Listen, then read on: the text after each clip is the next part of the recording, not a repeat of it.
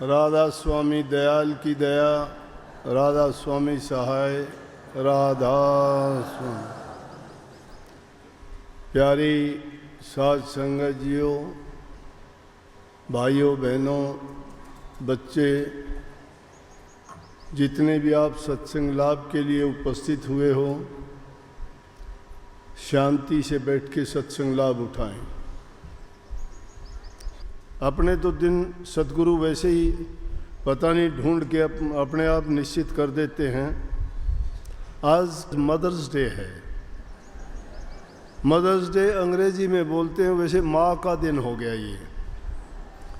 माँ का दिन होता है, कोई पिता का दिन होता है, कोई पति का दिन होता है, कोई भाई का दिन होता है, कोई बहन का दिन होता है, कोई राखी का दिन होता है, बहन भाई का हो गया। करवा चौथ का व्रत होता है, पति के लिए हो गया कि नहीं हो गया।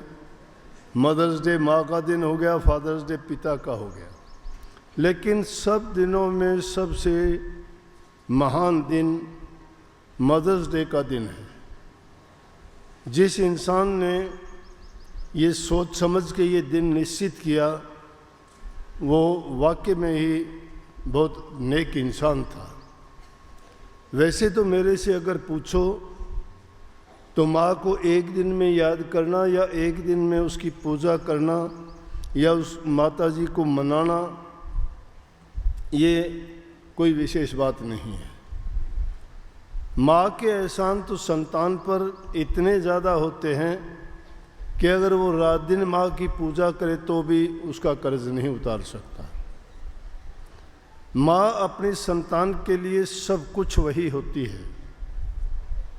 उसकी रक्षक वही होती है, उसकी पालक वही होती है, उसकी भविष्य के निर्माणकर्ता वही होती है, उसके चरित्र को बनाने वाली हुई वही होती है, और उसको जैसा इंसान बनाना चाहती है वैसी ही उसमें शिक्षा और गुण भर के वैसा ही बनाने वाली माता ही होती है। तो माँ के समान दूसरा कोई भी व्यक्ति, कोई भी संस्था, कोई भी ऐसा संगठन नहीं है जो माँ के मुकाबले में इंसान का हितकर हो।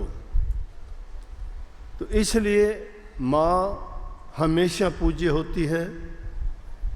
माँ का कर्ज कभी उतारा नहीं जा सकता। माँ को हमेशा अपने दिल पे, दिमाग पे, आँखों पे और पूरे इज्जत और सम्मान के साथ उनकी पूजा करनी चाहिए।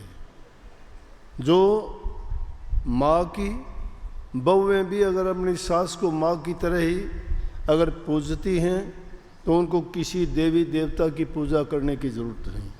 यहाँ तक कि आपको किसी गुरु के पास जाके और उनसे दीक्षा लेके जो आप भक्ति के लिए कठिन साधना करते हो, चाहे वो साधना बिल्कुल ना करो, लेकिन माँ की और सास की सेवा करो, उसी में आपकी सारी भक्ति, सारी युक्ति, मुक्ति सब उसी में है। इसलिए माँ हमेशा ही पूज्य है। उनको एक दिन याद करके तो बड़ी कंजूसी की बात होगी। माँ को हमेशा याद रखो, हमेशा उनकी पूजा करो। आगे अभी आपने वाणी सुनी, कितनी अच्छी बात कही उन निराश लोगों के लिए जो किसी कारणवश हताश और निराश हो जाते हैं या अपनी कुछ परिस्थितियों के कारण डामाडोल होकर भक्ति के मार्ग को छोड़ देते। उनके लिए पलटू दास ने वाणी लिखी जो अभी आपने सुनी, लाग्या रे ये प्रेमी मेरा भाई रे, तेरी बनत बनत बन जाई रे। प्रेमी भाई कौन होता है? प्रेम तो सभी करते हैं दुनियादारी। कोई पुत्र से प्रेम करता है, कोई पत्नी से करता है, कोई भाई बहन से करता है, कोई अपनी धन संपत्ति जायदाद से करता है, कोई रिश्ते नातेदारों से करता है। प्रेम है, लेकिन यहाँ प्रेमी किसको बोला गया है? ये वास्तविक प्रेमी नहीं है। वो तो एक मोह के बंधन के स्वार्थ के प्रेमी हैं। परंतु यहाँ जिस प्रेमी को कहा गया है वो प्रभु की भक्ति करने वाला, गुरु भक्ति करने वाला, नाम भक्ति करने वाले को प्रेमी कहा गया है। वास्तविक प्रेमी वही है जो प्रभु से प्रेम करता है। पर प्रभु से प्रेम करने का माध्यम गुरु के द्वारा ही पता चलता है। दूसरा कोई भी ये रास्ता न बता सकता है, न दिखा सकता है, न चेता सकता है, न संवार सकता है। इसीलिए गुरु हमेशा पूज्य होता है। तो पलटू दास जी कहते हैं कि जब उन्होंने कुछ ऐसे लोगों को भटकते हुए देखा, जिनको निराश होते हुए देखा कि भक्ति नीरस है, भक्ति के रस को अगर कोई सहज में पा लेता तो फिर ये गति और अवस्था नहीं होती, फिर तो सब कोई लोग कर लेते। लेकिन वो रस इतना मुश्किल से, इतनी मेहनत से और बहुत तप और साधना के बाद प्राप्त होता है, और उसमें बहुत समय लगता है। वो जल्दी मिलने वाली चीज़ नहीं है, उसमें टाइम लगता है। इसलिए टाइम लगाने का हमारे पास समय नहीं है। हम तो चाहते हैं कि आज नाम लिया तो आज ही हमें सब कुछ मिल जाए। कुछ लोग तो नाम लेने के कुछ ही दिन बाद आके कहते हैं कि आपने तो ये कहा था कि नाम की साधना करोगे तुम्हें ये हो जाएगा, तुम्हें वो हो जाएगा, तेरा ये काम सिद्ध हो जाएगा, तेरे लड़का हो जाएगा, तुझे नौकरी मिल जाएगी। तो आपने भक्ति के लिए नहीं, दुनियादारी की चीज़ों के लिए आपने उस नाम को आजमाया। लेकिन उसका तरीका ये है कि उसमें बड़ा टाइम लगेगा। एक दिन में अगर ये काम हो जाते हैं तो फिर तो सबको नाम दिया और उनके वही काम बन जाते। लेकिन प्रभु देखता है कि इसकी लगन कितनी है, सच्ची है या झूठी है। दुनियादारी के कामों के लिए तो और बहुत सी संस्थाएं बनी हुई हैं, वो आपको उस काम में योग्य बनाने के लिए आपको शिक्षा दे देंगे, समझा देंगे, उनकी जिस प्रकार से भी उनका नियम है वो आपको बता देंगे। लेकिन भक्ति का इतना आसान तरीका नहीं है, क्योंकि जो चीज़ स्थूल चीज़ें हैं, जो चीज़ें माया और काल द्वारा निर्मित हैं, हम उन्हीं चीज़ों के बारे में, उनके गुणों के, उनके दोषों के बारे में जानते हैं। लेकिन नाम का जो गुण है उसको नहीं पहचानते। नाम में दोष तो है ही नहीं, वो तो गुण ही गुण है, और गुण इतने आसानी से नहीं मिलता। एक छोटा सा उदाहरण देता हूँ। अगर एक नारियल को देखोगे बाहर से तो कितना कुरूप सा दिखाई देता है, शक्ल भी इतनी अच्छी नहीं है। फिर उस पर थोड़े बाल से चिपे हुए उनको फाड़ोगे, उसके अंदर भी देखोगे कवच मिलेगा, वो मिलने के बाद भी फिर अंदर दूसरा मिलेगा, और वो तोड़ने के बाद में पानी मिलेगा, वो लेकिन वो पानी अमृत के समान होगा। बाहर को देखने से नहीं पता लगता। इसी प्रकार से उस नाम की जो तलाश करोगे, जिस नाम को हम पाना चाहते हैं, वो बहुत मेहनत के बाद और बड़ी परत उथलने के बाद मिलता है। हमारे अंदर भी इसी प्रकार से कहीं स्थूल पर्दे हैं, कहीं सूक्ष्म पर्दे हैं, कहीं अति सूक्ष्म पर्दे हैं। उन पर्दों को पहले स्थूल से ही हम बाहर नहीं निकलते। स्थूल ये दुनियादारी की चीज़ें हैं, ये हमें नहीं निकलने देती, हमारा स्वार्थ ही नहीं निकलने देता, और उन चीज़ों को हम मान लेते हैं, उन्हीं चीज़ों के लिए काम करते हैं। हम यहाँ भी जितने लोग आए हैं, भक्ति के लिए कम, मुक्ति के लिए कम, लेकिन क्या चाहते हैं कि हमारा स्वास्थ्य अच्छा रहे, रोग ना लगे, बीमारी ठीक हो जाए। हमें संतान नहीं है तो बच्चे मिल जाएं, गरीब हैं तो हमें धन मिल जाए, जिनको नौकरी पेशा नहीं है उनको मिल जाए, ये चीज़ें मिल जाएंगी। दुनियादारी की चीज़ें हैं, मेहनत करोगे, कोशिश करोगे, प्रयास करोगे, हर चीज़ आपको मिलेगी। लेकिन जब उस एक ही चीज़ को कमा लोगे तो आपकी इन चीज़ों की तरफ से जितनी मन इनकी ओर लगा हुआ है वो मुड़ जाएगा, उसको इनकी ज़रूरत नहीं रहेगी। समझ जाएगा कि ये चीज़ें मायने नहीं रखती, ये चीज़ें तो बदलती रहती। आज किसी के पास है, कल किसी के पास होंगी। आज कोई अरबपति है, कल को वही जो है खरबपति हो जाएगा। कोई आज तंदुरुस्त है, कल को रोग बीमारी के कारण देखोगे हालात उसकी खराब हो जाएगी। कोई हालात समय के अनुसार बदलते रहते हैं, लेकिन नाम के जपने वाले कभी निराश नहीं होते। इसीलिए संतों ने कहा है कि दुनियादारी के बदलते हुए समय के अनुसार जो अवस्थाएं, चीज़ें और हालात बदलते हैं उसमें घबराना नहीं। और उन्होंने उदाहरण दिए इस बात के लिए अनेकों, कि जो सच्चे मन से लगे रहे उनके काम बनते चले गए। सच्चाई के साथ जो भी उस पर चले उनके सभी काम बने।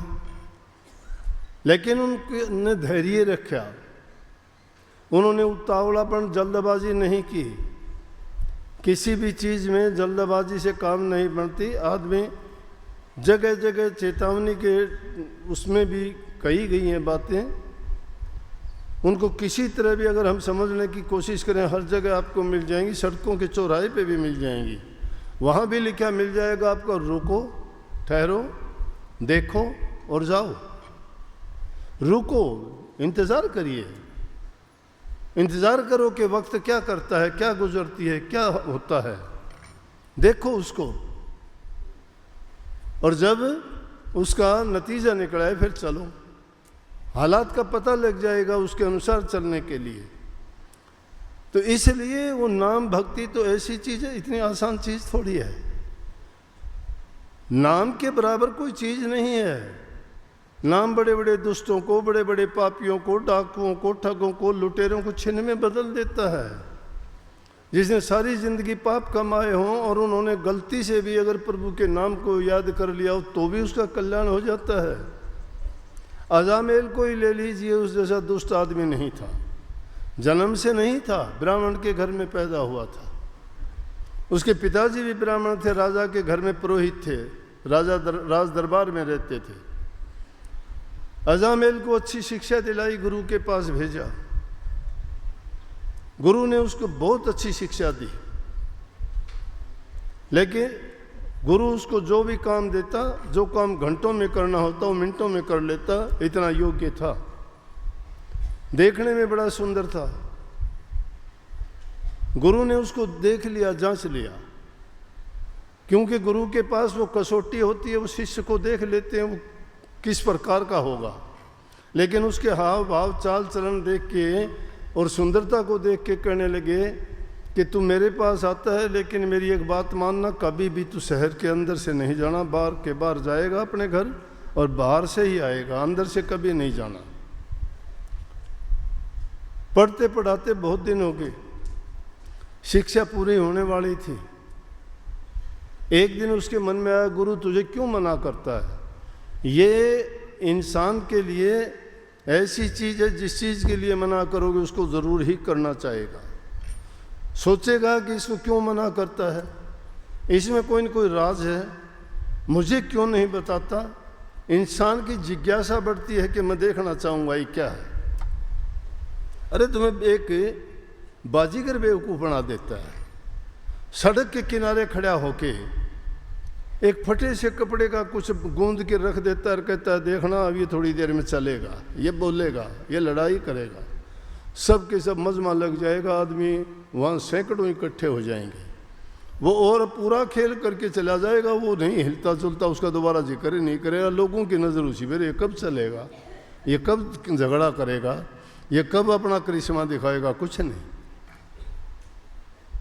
क्योंकि इंसान की जिज्ञासा, वो जिज्ञासा पैदा कर देते हैं। अपने खेल को चलाने के लिए ऐसी ऐसी बातें बोल देते हैं, आदमी सुनता रहता है, देखता रहता है। तो जब भी किसी इंसान को ये कहोगे ये काम नहीं करना, वो काम जरूर करेगा।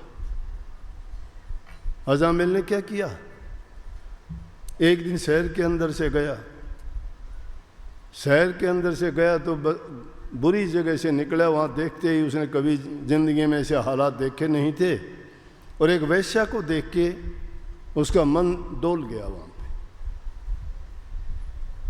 अब उसको देख के उसके मन में, घर गया तो पढ़ाई की बातें भूल गया, गुरु ने जो पाठ पढ़ाया वो भूल गया।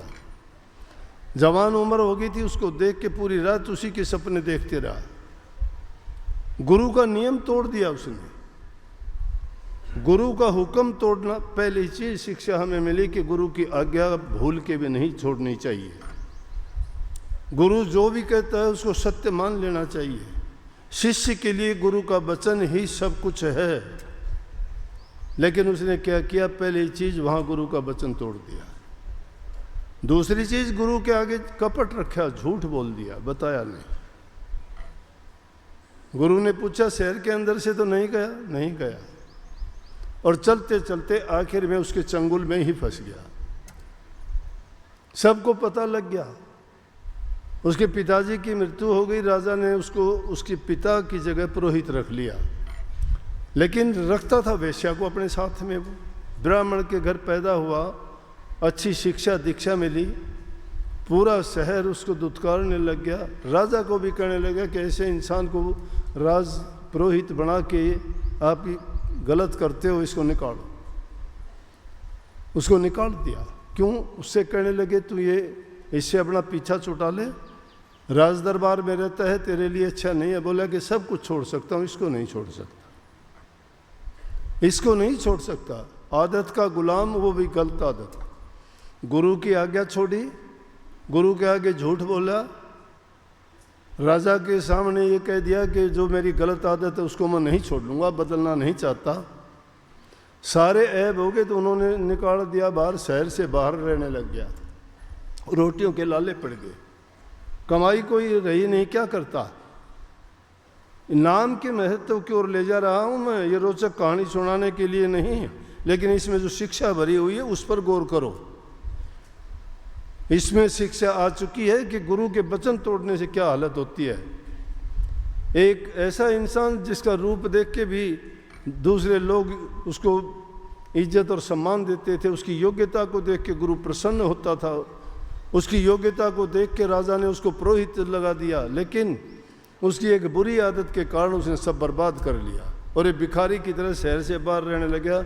खाने पीने के लिए कुछ नहीं, यहाँ तक की हालत ये गुजरी पक्षियों को मार के ले आके खाने लग गया। वो शहर के बाहर रहता है, लेकिन आदमी के कोई पूर्व जन्म के संस्कार होते हैं, वक्त आने पे वो जाग जाते, उठ जाते हैं। उसके भी कोई अच्छे संस्कार थे पिछले जन्मों किए हुए। 4 साधु आए, एक दिन 4 साधु आए, आके उनके पास रुक गए, कहने लगे हम तेरे पास रुकेंगे। बोले हमारे पास खाने के लिए कुछ भी नहीं, कुछ भी नहीं है, हम आपको क्या देंगे। बोला कोई बात नहीं, हमें तो रुकना है। उन मकान था ही नहीं उनके झोंपड़े के पास। उन साधु भी अपना धुआं लगा के पूरी रात वहाँ रहे। उन्होंने देखा कुछ नहीं है, जैसे वो थे वैसे ही साधु भी सो गए। 1-2 दिन वहाँ रुके, रुकने के बाद में महापुरुषों के दर्शन हुए।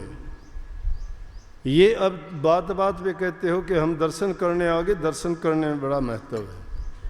महापुरुषों का आना, वहाँ की भूमि पवित्र हो जाती है। महापुरुषों के दर्शन करने से इंसान के पाप कर्म कटते हैं। महापुरुषों के दर्शन करने से उनके पूर्व जन्म के संस्कार जग जाते हैं। महापुरुषों का संग करने से उनकी मलिन बुद्धि अच्छी हो जाती है, शुद्ध विचार पवित्र मन हो जाता है। वो 2-3 दिन के रहने के कारण बोले, कहने लगे कि हम तेरे को मंत्र दे दें। बोले मेरा कैसे उद्धार होगा, मैं बहुत बड़ा पापी हूँ।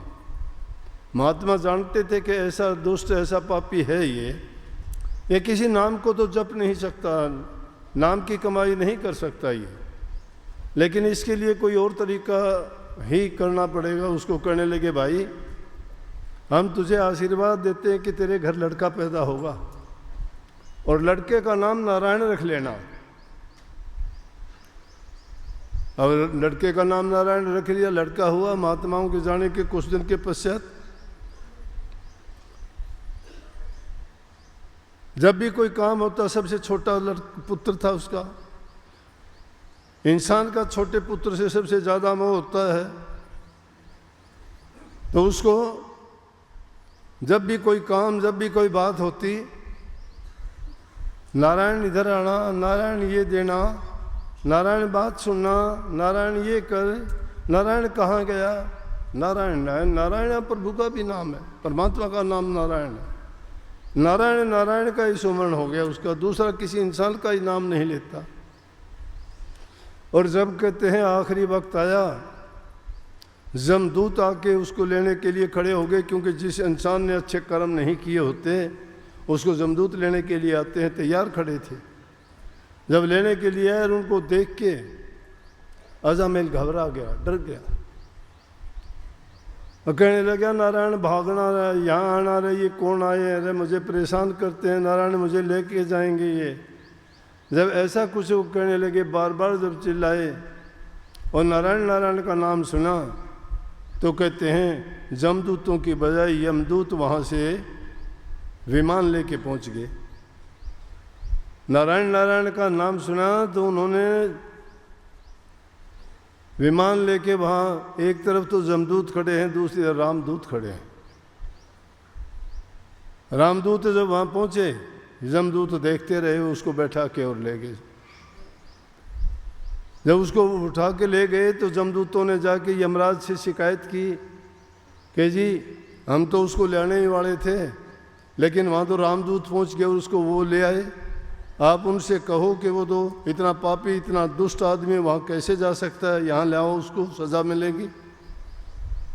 यमराज कहने लगा, अरे भाई,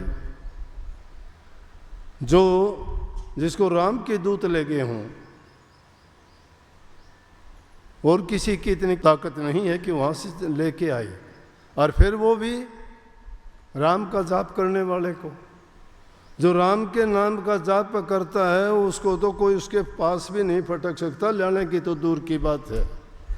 ये नाम की कीमत है, ये है नाम की कदर। जिसने सारी जिंदगी खोटे मंदे कर्म किए हों, बड़े से बड़े भी पाप किए हों, लेकिन उस नाम को सच्चाई के साथ नहीं, बल्कि ऐसे ही जिसको पता ही नहीं कि इस नाम में के लेने से, इस नाम के लेने मात्र से ही इतना लाभ होगा, उसको भी नहीं पता था। ये तो उस नाम के प्रताप से नारायण नाम अपने बच्चे के रखने के कारण वो सबरकपुरी में पहुंच गया, और यमराज की भी ये हिम्मत नहीं उसको वापस ला सके। वो नाम हमें मिला है, सबको मिला है वो नाम, हमें धोखे से नहीं, या हमें किसी बात को पर्दा रख के नहीं दिया गया, हमें चेता के दिया गया है कि ये नाम है, इस नाम में तुम्हारा उद्धार और कल्याण है, इस नाम के सुमरण करने से तुम्हारे पाप कर्म धुल जाएंगे, जन्म जन्मांतर के जितने भी तुम्हारे खोटे मंदे कर्म हैं सबका सफाया ये नाम कर देगा, नाम का सुमरण कर देगा। नाम का सुमरण किया करो, सोते बैठते उठते जागते जो लोग सिमरण करते हैं उनके सभी कार्य सिद्ध होते हैं। उनको ये एक एक चीज़, एक एक काम के लिए ये नहीं कहना पड़ता, उसका अपनी इच्छाओं पर, तृष्णाओं पर, वासनाओं पर काबू हो जाता है। वो इंसान कभी भी जो ये 5 जो दुष्ट बताते हैं, 5 ऐसी जो हमारे पीछे पड़े हैं, जो हमें बार बार दुनिया में घसीटते हैं, जिनको हम काम, क्रोध, लोभ, मोह, ये शत्रु के रूप में काम करते हैं। लेकिन क्या लिखा है महापुरुषों ने, कहिए सगड़ी सृष्टि के 5 सिकदार, नाम भजन के पानी हार, जगत पास से लेते दान, और गुरु भगत को करी प्रणाम। सगड़ी सृष्टि के 5 सिकदार, पूरी सृष्टि में 5 शिकारी हैं। काम के बस होके जीव लुट जाते हैं, क्रोध के कारण इंसान बड़े से बड़े बुरे कर्म कर जाता है, ऐसे पाप कर्म कर जाता है कि उसको नरकों में जाके धक्के खाने पड़ते हैं, कितने जन्म ऊंची नीची योनियों में भोगने पड़ते हैं। लोभ के कारण इंसान सही रास्ते चलते चलते डूब जाता है, और डूबने का मतलब क्या है कि सही रास्ता छोड़ के भटक के वो उल्टे सीधे कर्म करता है सारे। मोह के बंधन में पड़ने के कारण उसको पता ही नहीं रहता मैं करता क्या हूँ, गलत है सही है, इस बात को सोचता तक नहीं है। उसको अपने कर्म का बोध नहीं रहता है मैं कैसा कर्म करता हूँ। जिसको अपने कर्म का बोध नहीं होता वो कभी सुधर नहीं सकता है। अपने कर्म को, बोध को पहचानने के लिए इंसान को सोचना चाहिए कि जब मैं कर्म करता हूँ ये किसी दूसरे को बुरा तो नहीं लगता, किसी से इसे कष्ट तो नहीं होता, किसी से मैं इससे समस्या तो पैदा नहीं करता या किसी को कोई कष्ट तो नहीं दे रहा हूँ। जब ऐसा इंसान सोच लेगा तो वो चाहेगा कि जैसा मैं मेरे प्रति चाहता हूँ वैसा मैं औरों के प्रति भी करूँ। और सबसे बुरा अहंकार है।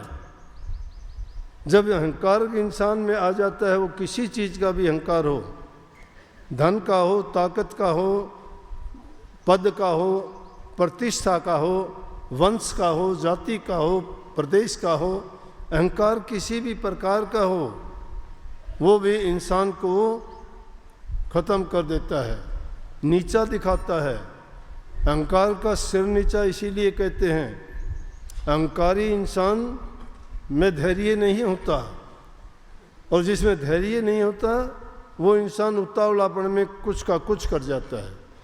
तो कहते हैं महापुरुषों ने ये फरमाया है कि पूरी सृष्टि में ये 5 शिकारी हैं, और जो जीव जैसा भी होता है उसको उसी रूप में फंसा लेते हैं। किसी पे काम का फंदा डाला, बड़े बड़े ऋषि मुनि तपधारी भी बेकार बना दिए। नारद जैसे मुनियों को क्या हालत हुई, पराशर ऋषि जैसी क्या होया, विश्वामित्र का क्या हुआ। समुद्र मंथन के टाइम में विष्णु भगवान ने राक्षसों से अमृत किस प्रकार से छीन लिया। ये सारी की सारी बातें अगर देखोगे तो उस काम के कारण, कामुकता के कारण, काम ऐसे डोरे डालता है, ऐसे फंदे छोड़ता है कि बिरला इंसान ही बच पाता है। काम मन में उठने वाली कल्पनाएं हैं सारी, मन कभी खाली नहीं रहता है। इसमें अनेक प्रकार की कल्पनाएं, कभी कुछ सोचता है, कभी कुछ सोचता है, शिथिल कभी रहता नहीं है। किसी को सुंदर देखता है तो सोचता है मैं सुंदर बनूं। नारद के मन में क्यों आई कि मैं भी राजकुमार बनूं, वरमाला मेरे गले में डली, बंदर का मुंह हो गया। मन ने चाहा, उसका मन का चाहा नहीं होता। मन के मते अनेक हैं, मन के कहे ना चालिए, मन के मते अनेक, जो मन पर काबू करे सो कोई साधु एक। मन पर काबू करने वाला ही साधु है। मन पर काबू करना है, जीत तो कोई सका नहीं आज तक, ना कोई मार सका है। माया मरी न मन मरा, मर मर गए शरीर, आशा तृष्णा ना मरी, कह गए संत कबीर। ये चीज़ें मरती नहीं हैं, हम गलत सोचते हैं। अगर इनको मार भी दिया तो हमारे पास रहेगा भी कुछ नहीं, फिर तो कोई इच्छा नहीं है। काम है, काम करो, काम अवश्य करना है। काम कैसा करो जो किसी को दुख ना दे, काम करो जिससे तुम्हारा सारे कार्य सिद्ध हों। जब काम नहीं करोगे आपको 2 रोटी कहाँ से मिलेंगी? काम नहीं करोगे आप परिवार का लालन पालन कैसे करोगे? काम नहीं करोगे तो आप अपने लिए कुछ भी नहीं कर पाओगे। इसलिए काम करना ज़रूरी है, लेकिन काम वासना नहीं। काम वासनाओं का गुलाम हो जाता है। समय नहीं उसका कोई भी, ना दिन का है, ना रात का है, ना कोई भी ऐसा नहीं देखता। वो काम वासनाओं का गुलाम है, उस काम के लिए कही गई है, वो काम दुश्मन है। क्रोध करना बुरा है। क्रोध वो अग्नि है जो इंसान को पहले खुद को जला देती है, फिर किसी दूसरे का नुकसान करती है। क्रोध इस मन पर किया करो, ये दुष्टता करता है, ये गुरु के वचन में नहीं चलता, ये नाम की कमाई नहीं करता, ये बुरी आदतों को नहीं छोड़ता। इन बातों पर क्रोध किया करो, इसको मन को समझाया करो, वो क्रोध है। क्रोध घातक नहीं होना चाहिए किसी के लिए, क्रोध दात देने वाला होना चाहिए। अपनी संतान पर भी क्रोध करते हो, इसलिए करते हो ताकि वो पढ़ लिख के अच्छा इंसान बने, वो क्रोध नहीं है। वो तो उसके लिए बहुत बढ़िया चीज़ है, उसके लिए एक दात है, वो घात नहीं है। घात वो होती है जब किसी के नुकसान करने के लिए, अपना फायदा करने के लिए तुम करते हो, वो क्रोध बुरा है। लोभ भी करना ज़रूरी है, लोभ करो, ज़रूर करो। लोभ नहीं करोगे, लोभ कैसा करना चाहिए? लोभ नाम भक्ति का करना चाहिए, प्रभु भक्ति के लिए करना चाहिए। हमें सोचना चाहिए कि जब से नाम लिया है मैं गिरता जा रहा हूँ। आके ये कहते हैं, मैंने कभी नहीं सुना कोई ये कहता हो जी मैं आगे मेरी उन्नति हुई है नाम भक्ति में।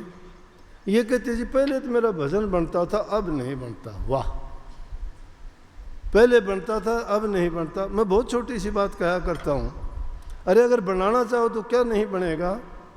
एक एक पैसा जोड़ने से तुम करोड़पति अरबपति बन जाते हो। एक एक ईंट जोड़ने से तुम महल मकान बना लेते हो। एक एक अक्षर को याद करने वाला एक बहुत बड़ा विद्वान बन जाता है। कालिदास वर्गे जीरो थे, कुछ नहीं थे, उसकी पत्नी ने सिखाया। तुलसीदास जी क्या थे, उन्होंने रामायण लिख दी। हमारा क्या नहीं है, हमारे पास उनसे कौन सी चीज कम है। हाथ नहीं है, पाँव नहीं है, दिमाग नहीं है, आंख नहीं है, सब कुछ तो है, लेकिन क्योंकि हम इन चीज़ों के गुलाम हैं, हौसला नहीं है, आत्म बल नहीं है, अपने आप पर यकीन और विश्वास नहीं है, दृढ़ संकल्प नहीं है हमारा किसी काम को करने के लिए, डगमगाए हुए हैं, अपना नहीं देखते, दूसरों की ओर ख्याल ज़्यादा है। वो क्या पहनता है, वो क्या खाता है, वो क्या करता है। अरे नकल अच्छे काम के लिए किया करो ना, उन लोगों की किया करो जिनके उदाहरण दिए। कितने लोग थे, उनकी बनत बनत ऐसे नहीं बनी, उनकी ऐसे बनी कि उन्होंने मेहनत की, धैर्य रखा। जो मंजिल पर जाने वाले होते हैं वो रास्ते में पड़ने वाले पड़ावों के लालच में आराम और विश्राम को ठुकरा देते हैं। हनुमान जी को लंका में पहुंचना था, कितनी चीज बाद आए, रुके कहीं? वो नहीं रुके, क्योंकि निशाना उनका क्या था। इसीलिए लोभ करो, लोभ इस चीज का करो कि मैं पहले 10 मिनट बैठता था अब आधा घंटा बैठा करूंगा। कितने दिन ये मन करेगा दुष्टता, इस मन को देखा करो कितनी दुष्टता करेगा ये तुम्हें उठाना चाहेगा, तुम बैठा करो, उठना ही नहीं। इतनी करेगा तुम, नाम भक्ति नहीं करने देगा, लेकिन मैं बैठा ही रहूंगा। ये बार बार तुम्हें भगाएगा, तुम बार बार जिद करके बैठना ही बैठना। महात्माओं ने अनेक तरीके बताए। ये रोजाना के न्यू सत्संगों में आने से आपको कुछ हासिल नहीं होगा, मैं बताऊं। भक्ति घर बैठे कर सकते हो आप लोग, सबके पास शक्ति है, सबके पास अच्छे हो आप, कोई कमी नहीं है, बल है, बुद्धि है, ज्ञान है, समझ है, विवेक है, लेकिन आत्मविश्वास नहीं है। आत्मविश्वास नहीं है, या आपको कुछ कर गुजरने की मन में नहीं है। आप चाहते हो जैसे दुनिया करती है, बुरे को देख के बुरा क्यों बनते हो, अच्छे को देख के उससे भी अच्छा बनने का प्रयास करो। ये होनी चाहिए इंसान की सोच। इसलिए लोभ करना चाहिए, मोह नहीं करोगे तो कुछ भी नहीं कर सकते। मोह कैसा होना चाहिए? मोह फंसाने वाला नहीं होना चाहिए, राजा जड़ भरत की तरह नहीं होना चाहिए मोह। हर चीज से प्यार करो, प्यार एक अलग चीज है। राजा जड़ भरत बड़ा तपस्वी था, राज को छोड़ के योगी बना था, जंगल में तप करता था। तप करते करते एक दिन जब ध्यान में बैठा हुआ था और कोई हिरणी भागती हुई आई और भागते भागते उसका बच्चा गिर गया वहाँ पे, या उसके पीछे कोई शिकारी लगा था, जो भी था, लेकिन बच्चा गिर गया। हिरणी चली गई उसको छोड़ के। ऋषि ने देखा छोटा बच्चा है बेचारा, क्या करेगा, दया होनी चाहिए। लेकिन यह है किसी को अपना मन ना दो, अपना धन दे दो, कोई बात नहीं, कुछ नहीं गया। तन भी दे दो, कुछ नहीं है, किसी काम आ जाएगा, लेकिन मन ना दो किसी को। मन सतगुरु को ही दो। मन में दूसरे को ना बसाओ किसी को। मन में एक ही रहेगा और एक सिर्फ परमात्मा ही है। दूसरा तुमने रख लिया तो परमात्मा कहाँ रहेगा? मन में तो किसी को और बसा रखा है। फिर गुरु भक्ति, नाम भक्ति, प्रभु भक्ति कहाँ से आएगी? गुरु को बसाओ, एक रहेगा। लेकिन क्या किया? तब करते करते बच्चे को लाया, बच्चे में ऐसा मन लग गया, कभी उसको पानी पिलाना, कभी उसको बांधना, कभी उसको अंदर, कभी बाहर। और तब का अपना ध्यान का टाइम होता तो भी देखता बच्चा कहाँ गया।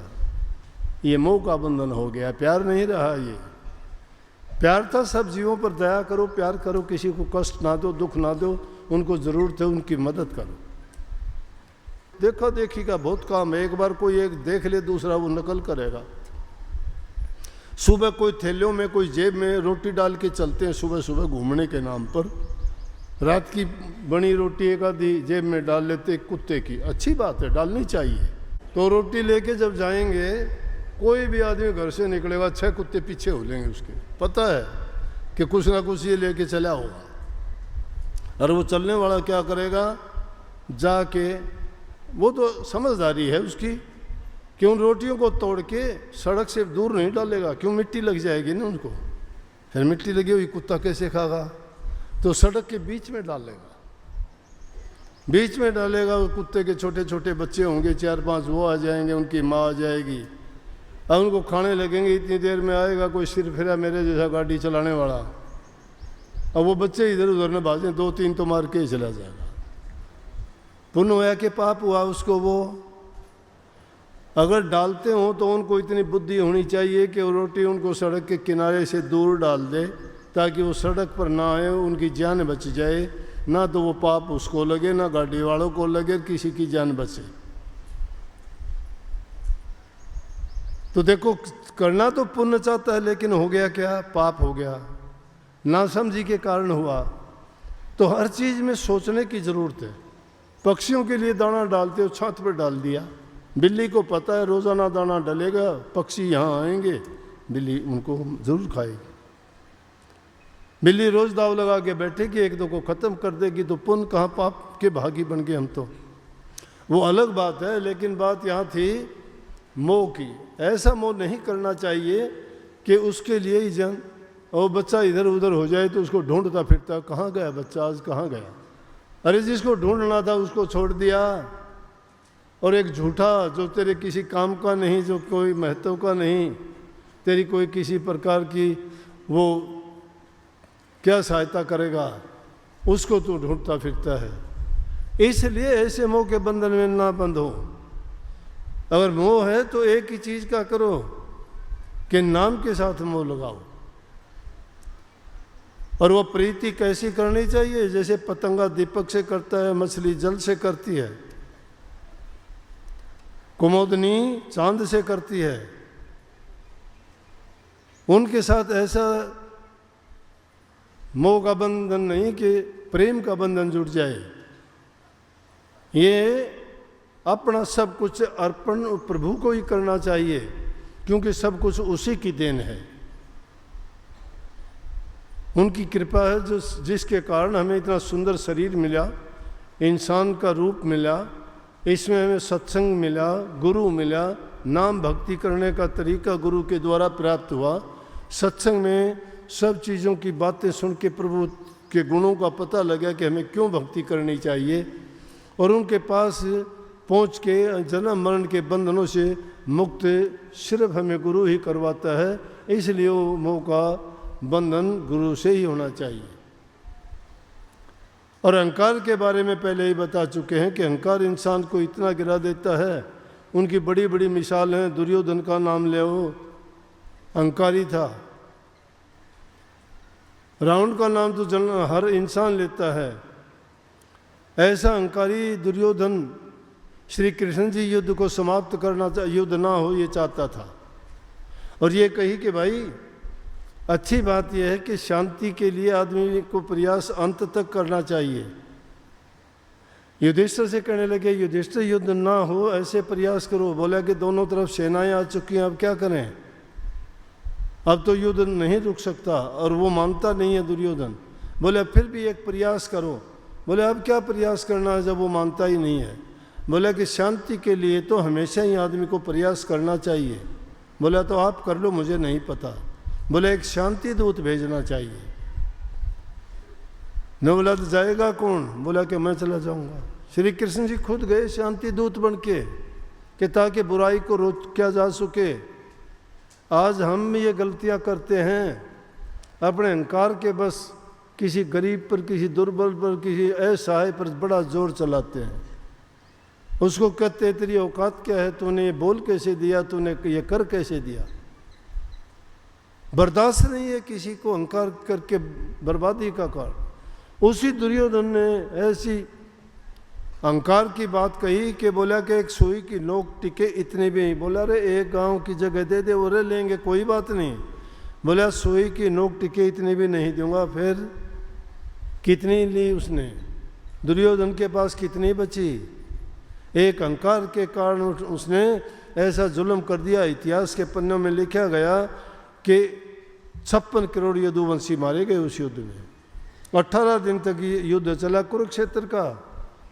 इतिहास में ये नाम सदा के लिए उस महायुद्ध के नाम से जाना जाएगा। और श्री कृष्ण जी जैसे उपदेशक थे, लेकिन एक अहंकार के बस होके जिसने किसी की बात नहीं मानी, सब बर्बादी का रास्ता खोज लिया।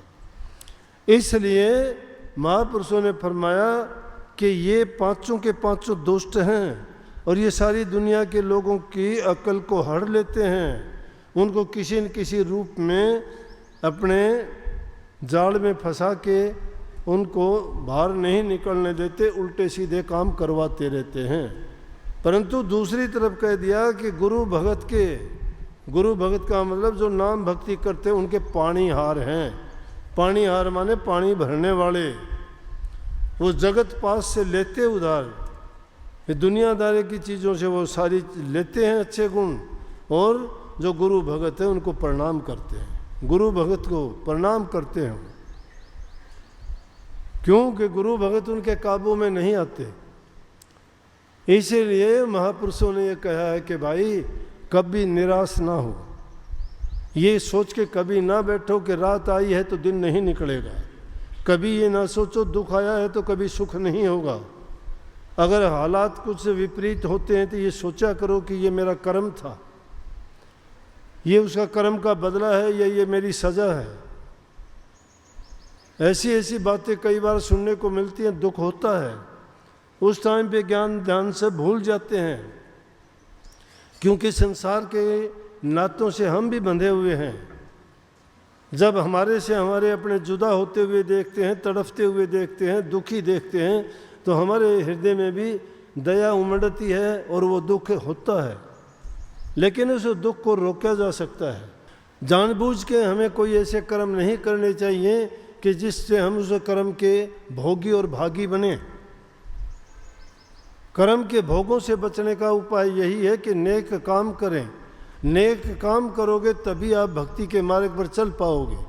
जब तक हमारी नीयत खोटी है, बुरे कर्मों में हम फंसे हुए हैं, जो मन के कहे में करते हैं, अपने इंद्रिय भोग शरीर के स्वाद और रस के कारण दुनिया के पदार्थों में रचे पचे रहते हैं, तब तक भक्ति के मार्ग पर हम चलने के लायक नहीं हैं।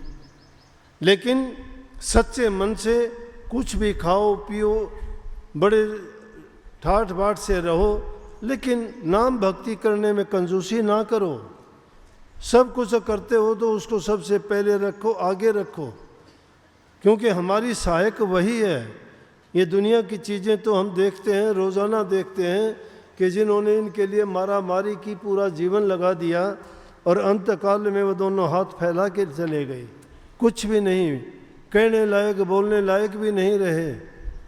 लेकिन हमारी भूल देखो कि उनको जाते हुए देखते हैं और फिर भूल जाते हैं कि हमारा अंजाम भी यही तो होगा। आदमी तो काल का चबेना है, कुछ उसकी मुट्ठी में है, कुछ गोद में है, फिर भी इंसान समझता नहीं है। इसलिए इन सारी चीज़ों से बचने का सबसे उत्तम तरीका, जो हमें शांति देने वाला, मन में सुख देने वाला और दुनिया में सुखी जीवन जीने के लिए हमें नाम भक्ति को आगे रख के चलना चाहिए। अगर कोई हालात ऐसे होते भी हैं, वहाँ धैर्य रखना चाहिए इंसान को। धैर्य रखोगे समय पर आके अपने आप को संभाल लेंगे। और उनके लिए कबीर साहब ने तुलना कुत्ते के साथ की है इंसान की, कि जिस प्रकार से कुत्ता अपने धनी के दरबार पे पड़ा रहता है, भूखा प्यासा वो कुछ नहीं कहता, ना कुछ मांगता है, लेकिन सिर्फ द्वार के आगे पड़ा है। लेकिन निकलते बढ़ते हुए जब उसका धनी देखता है तो कभी ना कभी संभाल करता है, बच्चों से पूछ लेता है, इसको कुत्ते को रोटी टुकड़ा किसी ने दिया क्या? इसलिए कही कि द्वार धनी के पड़ा रहे और धक्के धनी के खा, कभी तो धनी निवाज ही जो द्वार छोड़ ना जा।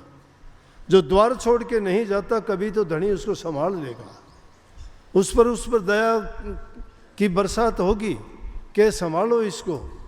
लेकिन जो द्वार ही छोड़ के चला जाएगा उसको कौन संभाल लेगा? जो गुरु से जो छल कपट चतुराई बेईमानियां करता है वो अपनी समझ में चाहे वो कुछ भी बन ले, लेकिन उसको सजा मिलती है। सजा क्यों मिलती है? गुरु तो देखता नहीं है, उसका कपट नहीं देखता।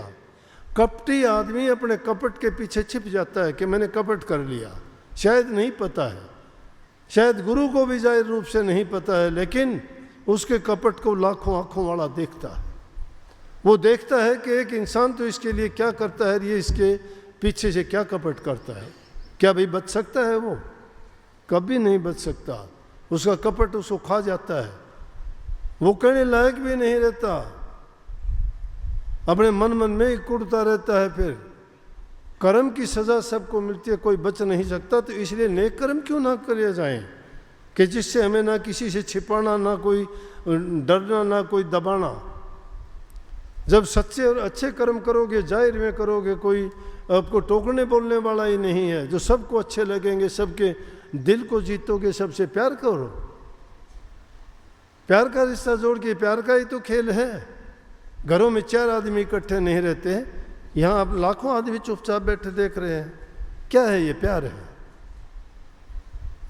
यही प्यार है। यही हालात घरों में पैदा करके देखो।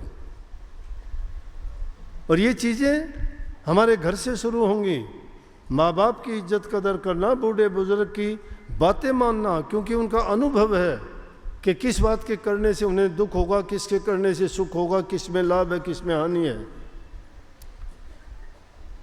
सबकी सेवा और मदद करना जो तुम कर सकते हो।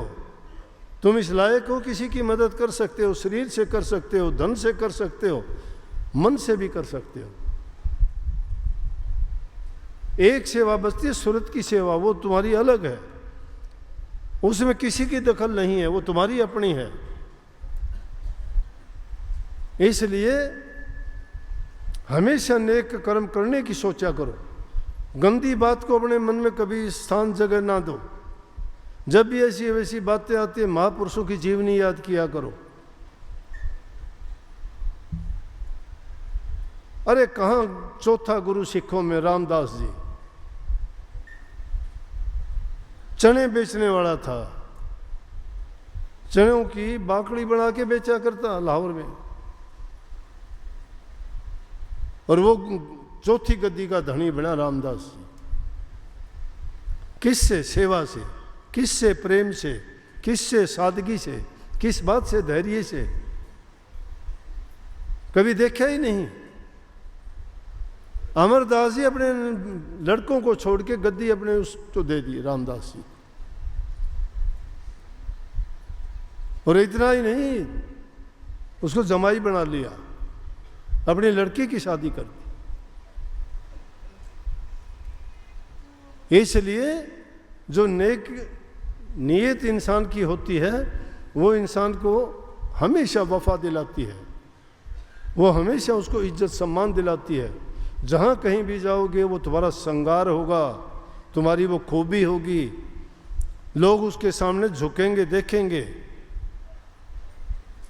या तो बुरे आदमी भी रखे जाते हैं, लेकिन